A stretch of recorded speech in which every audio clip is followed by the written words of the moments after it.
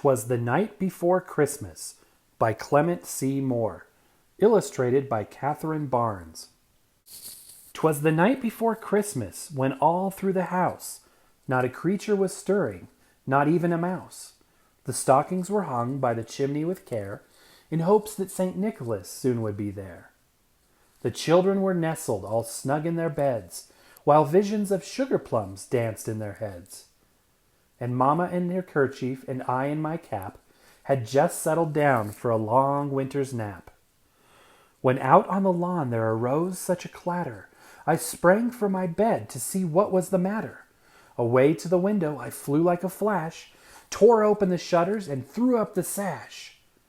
The moon on the breast of the new-fallen snow gave a luster of midday to objects below, when what to my wondering eyes should appear but a miniature sleigh and 8 tiny reindeer. With a little old driver so lively and quick, I knew in a moment it must be St. Nick. More rapid than eagles his courses they came, and he whistled and shouted and called them by name. Now Dasher, now Dancer, now Prancer and Vixen, on Comet, on Cupid, on Donner and Blitzen, to the top of the porch, to the top of the wall, now dash away, dash away, dash away all.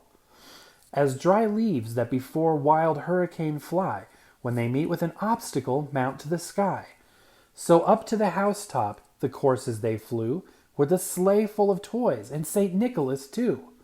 And then in a twinkling I heard on the roof the prancing and pawing of each little hoof.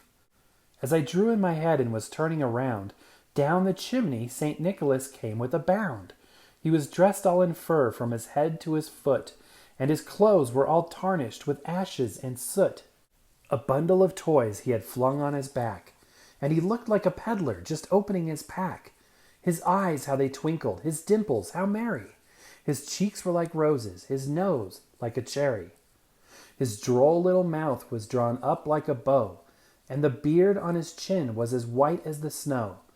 The stump of a pipe he held tight in his teeth, and the smoke, it encircled his head like a wreath. He had a broad face and a round little belly that shook when he laughed like a bowl full of jelly. He was chubby and plump, a right jolly old elf, and I laughed when I saw him in spite of myself. A wink of his eye and a twist of his head soon gave me to know I had nothing to dread. He spoke not a word, but went straight to his work, and filled all the stockings, then turned with a jerk. And laying a finger aside of his nose, and giving a nod, up the chimney he rose. He sprang to his sleigh, to his team gave a whistle, and away they all flew like the down of a thistle. But I heard him exclaim ere he drove out of sight, "Happy Christmas to all, and to all a good night." The end.